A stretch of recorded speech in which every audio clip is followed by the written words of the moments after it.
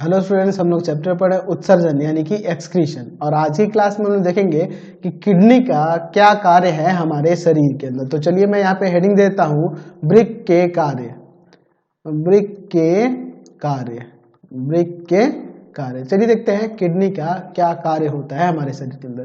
देखिए, वृक्क के द्वारा मूत्र का निर्माण होता है, या ये ऐसे कह सकते हैं कि किडनी यानी कि वृक्क के द्वारा मूत्र का उत्सर्जन की क्रिया पूर्ण होती है। तो किस तरह से मूत्र का उत्सर्जन होता है और ये कैसे कार्य करता है हमारा किडनी, इसके बारे में हम लोग आज की क्लास में बात करने वाले हैं। तो हम लोग यहाँ पे ऐसे लिख सकते हैं कि वृक्क द्वारा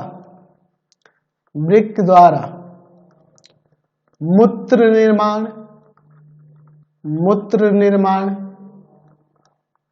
निर्माण या उत्सर्जन की क्रिया पूर्ण होती है। अब देखिए किस प्रकार से ये क्रिया पूर्ण होती है। तो इसके लिए 3 स्टेप है ना। हमारे रक्त से मूत्र को अलग करने के लिए किडनी के अंदर 3 स्टेप्स, 3 चरण हैं। उन तीनों चरणों में किस तरह से उसको अलग किया जाता है मूत्र को, उसके बारे में देखेंगे। तो कौन कौन से स्टेप्स हैं? पहला, जिसे कहते हैं ग्लोमेरुलर फिल्ट्रेशन। ग्लोमेरुलर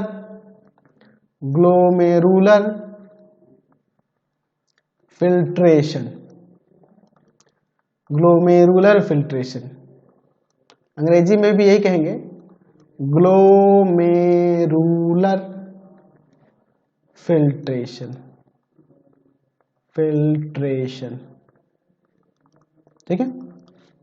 दूसरा है आपका ट्यूबुलर पुनर्वशोषण। Tubular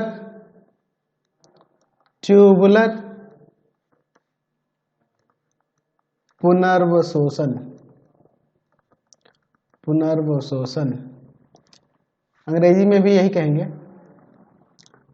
tubular reabsorption. ठीक है। और तीसरा जो है आपका, तीसरा जो स्टेप है वह ट्यूबुलर स्त्रवण है। ट्यूबुलर स्त्रवण यानी ट्यूबुलर सिक्रीशन। ठीक है। तो चलिए एक एक करके तीनों स्टेप के बारे में हम लोग समझते हैं। ठीक है। ऐसे तो नाम से ही आपको पता चला है ग्लोमेरुलर फिल्ट्रेशन, यानी कि ये हम लोग देखे थे जो आपका वृक्क नलिका थी, यानी कि जो नेफ्रॉन था, नेफ्रॉन का एक भाग ग्लोमेरुलस होता है, तो उसका ही कार्य, उसी के द्वारा ये कार्य संपादित होता होगा। तो चलिए हम लोग ग्लोमेरुलर फिल्ट्रेशन के बारे में देखते हैं। तो चलिए देखते हैं ग्लोमेरुलर फिल्ट्रेशन क्या होता है। ठीक है। यहाँ पे देखिए, यहाँ जो ये अभिवाही धमनिका देख रहे हैं, यह अपवाही धमनिका से इसका व्यास अधिक होता है। ये अभिवाही धमनिका क्या करती है कि रक्त के साथ यूरिया को, यूरिक अम्ल को, जल को, ग्लूकोज को, लवण आदि, इन सब को कहाँ लेके आती है? ग्लोमेरुलस में लेके आती है। और ग्लोमेरुलस में आप जानते हैं कि ये इसका जो बोमेन्स, ये जो बोमेन संपुट के अंदर ये जो ग्लोमेरुलस देख रहे हैं ये, ठीक है, ये ग्लोमेरुलस में, इसमें रक्त के सिका का जाल होता है ये। ठीक है। तो यहाँ बोमेन संपुट की दीवारों से, जो बोमेन संपुट की पतली दीवार होती हैं, इनसे यह छन कर क्या आ जाती है जी? तो ये आपकी इसमें आ जाती है, अंदर की ओर आ जाती है। ठीक है। तो ये वृक्क नलिका में चले आते हैं और यहाँ पर क्या होता है? वृक्क नलिका यानी कि नेफ्रॉन में चले जाते हैं और फिर यहाँ पर क्या होते हैं? नेफ्रॉन की संरचना आप देख रहे हैं, तो इसके अंदर बोमेन संपुट की पतली दीवार से छनकर जितने भी आपके ये यूरिया हुआ, यूरिक अम्ल हुआ, जल हुआ, ग्लूकोज हुआ, है ना जी, रक्त के साथ जो भी आया हुआ है वो यहाँ पे छन कर वृक्क नलिका में चले जाते हैं। और फिर यहाँ पे ये जो अपवाही धमनिका देख रहे हैं, अपवाही धमनिका के कारण इस पे रक्त का दबाव बढ़ने लगता है, रक्त का क्या होता है, इस पे दबाव बढ़ने लगता है। ऐसा इसलिए होता है क्योंकि अपवाही धमनिका का व्यास कम होता है, और इस जब उच्च दाब पर फिल्ट्रेशन की क्रिया होती है, छन्ने की क्रिया होती है, तो उसको अल्ट्रा फिल्ट्रेशन कहेंगे। ठीक है, उसको क्या कहते हैं, अल्ट्रा फिल्ट्रेशन कहेंगे। तो यानी कि ये बोमेन संपुट की दीवारों से ही ये छन कर ये आगे बढ़ते हैं। ठीक है, और इसीलिए इसको क्या कहा जाता है, एक्चुअल में ये ग्लोमेरुलस में ही ना आते हैं जी, तो इसलिए इसको कहा जाता है ग्लोमेरुलस फिल्ट्रेशन। ठीक है, तो जितने भी ये तत्व देख रहे हैं जो भी आपके रक्त के साथ आते हैं, वो सभी के सभी इससे छन कर इसमें आ जाते हैं। ठीक है, तो चलिए इसके बारे में थोड़ा सा लिख लेते हैं, ग्लोमेरुलस फिल्ट्रेशन के बारे में। ठीक है, तो हम लोग यहाँ पे लिख सकते हैं कि ग्लोमेरुलर या ग्लोमेरुलस जो है ये वाला भाग है ना, ये आपका क्या होता है, केशिकाओं का जो जाल होता है, ये आपके लिख सकते हैं कि ग्लोमेरुलस एक कैसा काम करता है, छन्ना की तरह कार्य करता है। अभिवाही धमनिका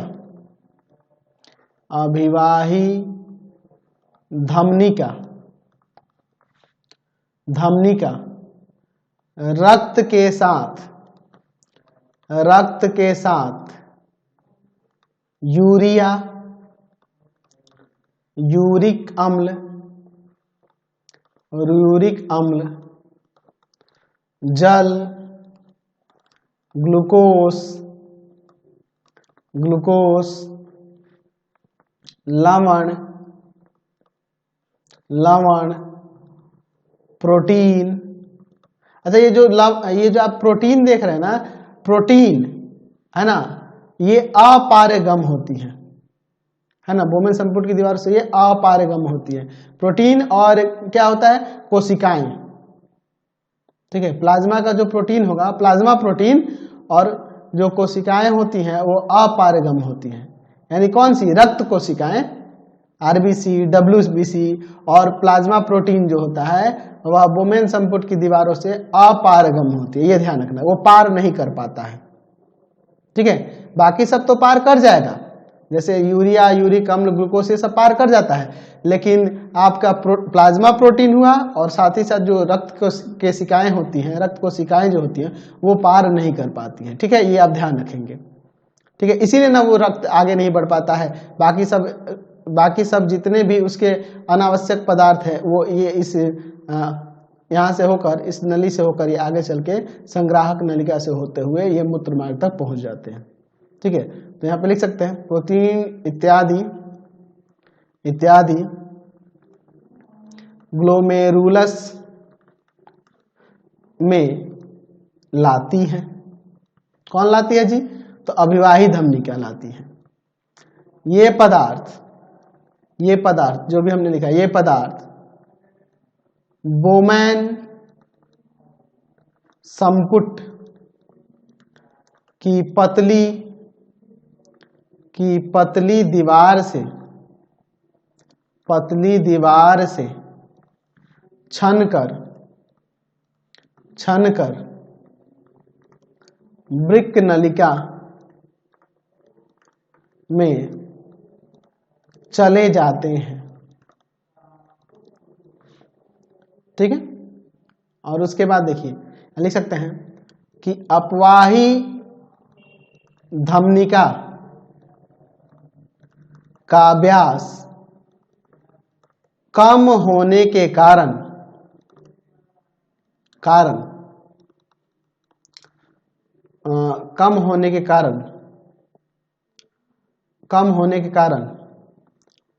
रक्त पर दबाव बढ़ता है,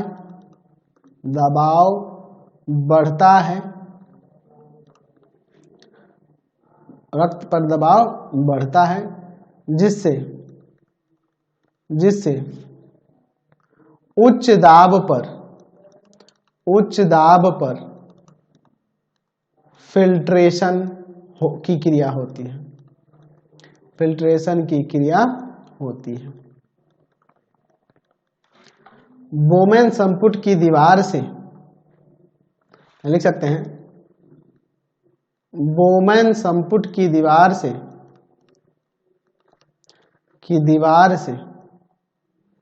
बोमेन संपुट की दीवार से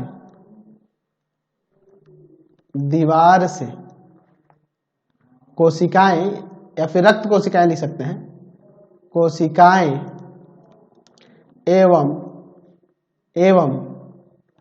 प्लाज्मा प्रोटीन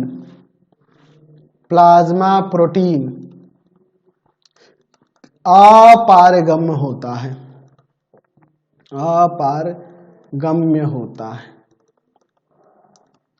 ठीक है, और ये जो आप देख रहे हैं फिल्ट्रेशन की क्रिया, इसी को कहते हैं ग्लोमेरुलस फिल्ट्रेशन। और जो ये फिल्ट्रेट जो है इसको क्या कहेंगे, ग्लोमेरुलर फिल्ट्रेट। ये जो फिल्ट्रेट है इसको क्या कहेंगे, ग्लोमेरुलर फिल्ट्रेट। ठीक है, समझ गए। चलिए अब दूसरा देखते हैं ट्यूबुलर पुनर्वशोषण। यही ना था जी, ट्यूबुलर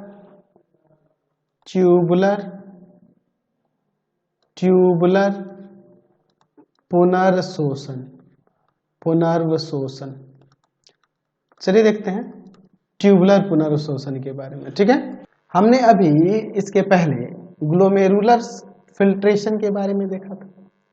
तो यहाँ से जो ग्लोमेरुलस फिल्ट्रेशन होगा उसके बाद जो इसके ग्लोमेरुलर फिल्ट्रेट होंगे, यानी जो छन कर यहाँ पार करेंगे, वो अंदर ये नलिका से होकर गुजरते हैं। और इसी समय जो कोशिकाएं होंगी इसकी, उन पदार्थों को अवशोषित कर लेती हैं जिनकी आवश्यकता होती है। जैसे ग्लूकोज है, तो ग्लूकोज अगर वेस्ट चला जाएगा तो बेकार ही ना है जी, तो उसको अवशोषित कर लेगा क्योंकि उसका उपयोग है। अच्छा, जल की अधिक मात्रा का भी यहाँ शोषण हो जाएगा, क्योंकि ज्यादा जल की मात्रा होगी तो उसका उपयोग किया जा सकता है। और जो हानिकारक या दूषित पदार्थ होंगे उसका उत्सर्जन हो जाता है।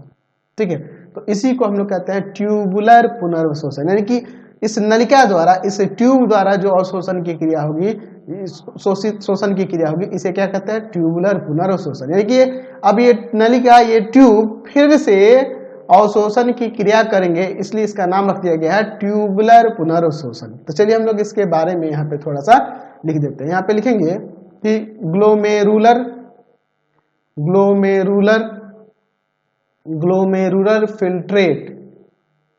फिल्ट्रेट अब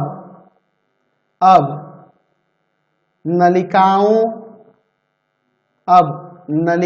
से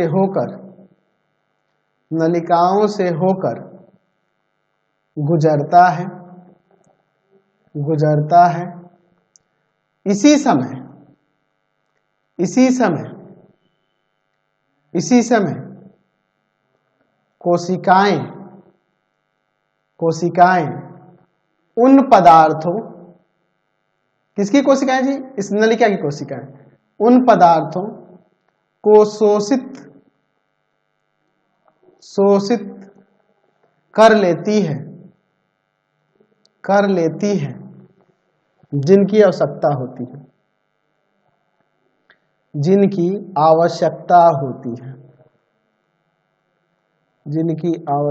होती है तथा इसको मत दे दो, तथा जिन पदार्थों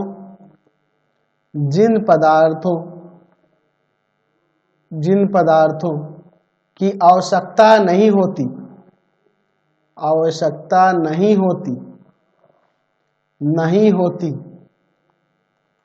उन्हें छोड़ देती है। यानी कि जनरली यहाँ से ग्लूकोज का अधिक मात्रा में जल होकर उसको शोषित कर लेगी और बाकी जो हानिकारक या दूषित पदार्थ होंगे उन्हें छोड़ देगी आगे के लिए। ठीक है, वो आगे नलिका में आगे बढ़ जाते हैं। ठीक है जी, चलिए तीसरा था आपका ट्यूबुलर स्त्रवण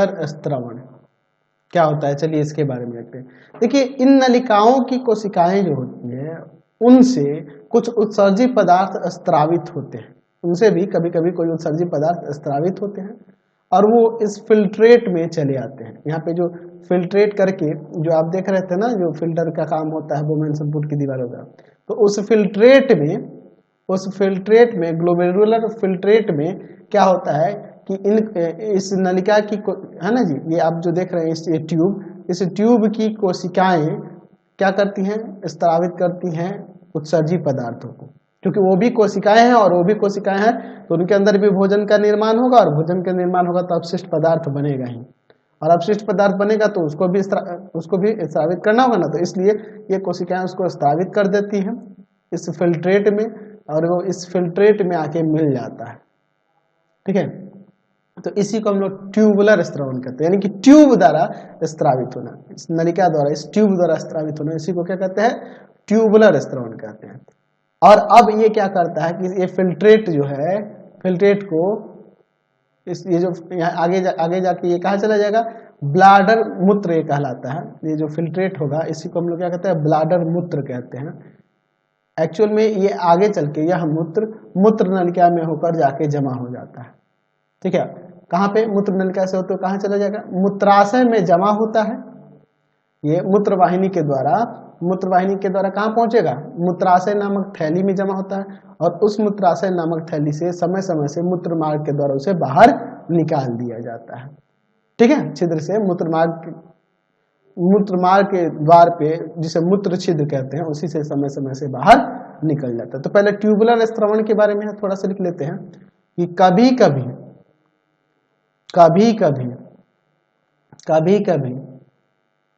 नलिका की कोशिका से कुछ उत्सर्जी पदार्थ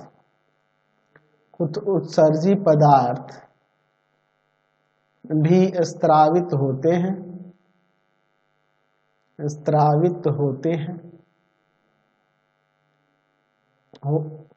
हैं जो फिल्ट्रेट में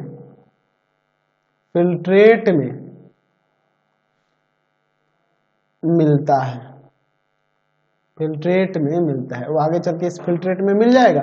और फिर अब क्या होगा, यह फिल्ट्रेट जिसे हम लोग क्या कहते हैं, ब्लैडर मूत्र कहते हैं, यह मूत्र क्या होगा, यह मूत्र नलिका से होकर मूत्राशय में जाके जमा हो जाएगा, और फिर मूत्र मार्ग के द्वारा वहां पे आगे चल के मूत्र छिद्र से ये समय समय पर बाहर निकाल दिया जाता है। ठीक है, तो यहाँ पे लिख सकते हैं कि ये अलग है, ये ट्यूबुलर स्त्रवण हो गया। अब ये अलग से हम लोग लिख सकते हैं कि अब यह फिल्ट्रेट जिसे हम लोग ब्लैडर मूत्र भी कह सकते हैं, ब्लैडर मूत्र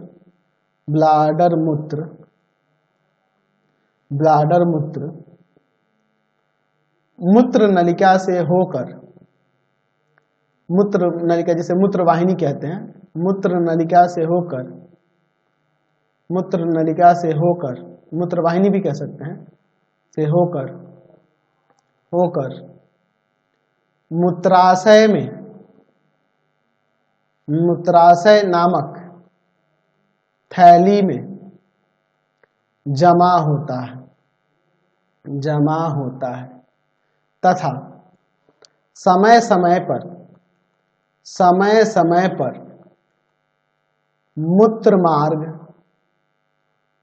मार्ग के छिद्र द्वारा बाहर निकाल दिया जाता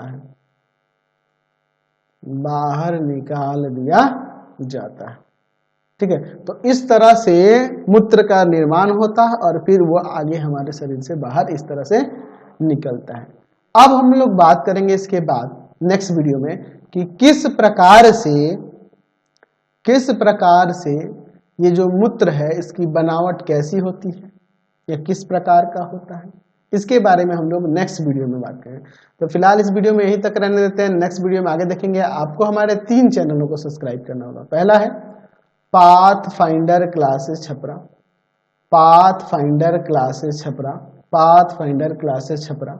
दूसरा है आपके पास भारती भवन रविकांत सर,